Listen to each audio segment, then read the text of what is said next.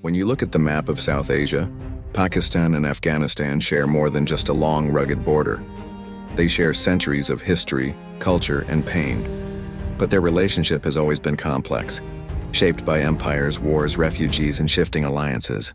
It all begins in 1947, when Pakistan was born from the partition of British India. Afghanistan was the first country to oppose Pakistan's entry into the United Nations, fearing that the new border, known as the Durand Line, would divide the Pashtun tribes living on both sides.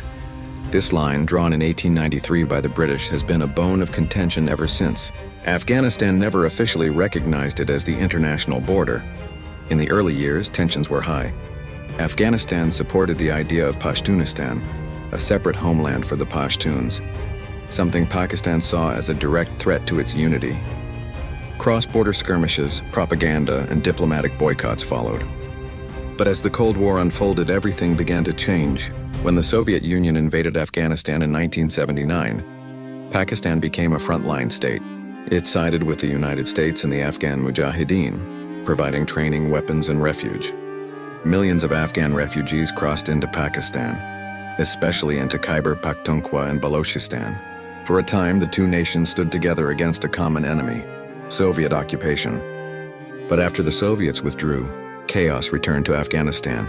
Different factions fought for control, and Pakistan supported groups it believed could bring stability, or at least protect its interests.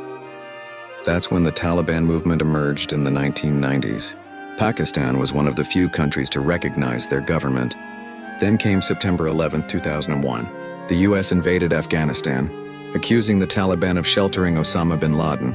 Once again, Pakistan found itself in a delicate position. Officially allied with the US in the war on terror, but deeply connected to the very forces the US was fighting. Over the next 2 decades, Afghanistan repeatedly accused Pakistan of supporting insurgents, while Pakistan blamed Afghanistan for harboring anti-Pakistan militants. Despite diplomatic efforts, mutual mistrust grew.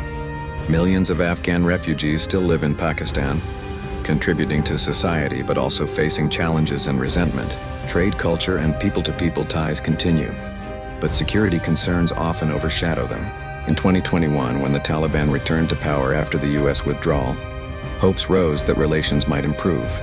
Yet new tensions emerged over border fencing, militant attacks, and refugee policies. The Durand Line remains closed in places, and the border still bleeds with suspicion. Today, Afghanistan and Pakistan stand at a crossroads, bound by geography and history, yet divided by politics and mistrust. Their relationship tells a larger story of how borders drawn by empires still shape the destinies of nations, and how peace between neighbors remains both a dream and a necessity.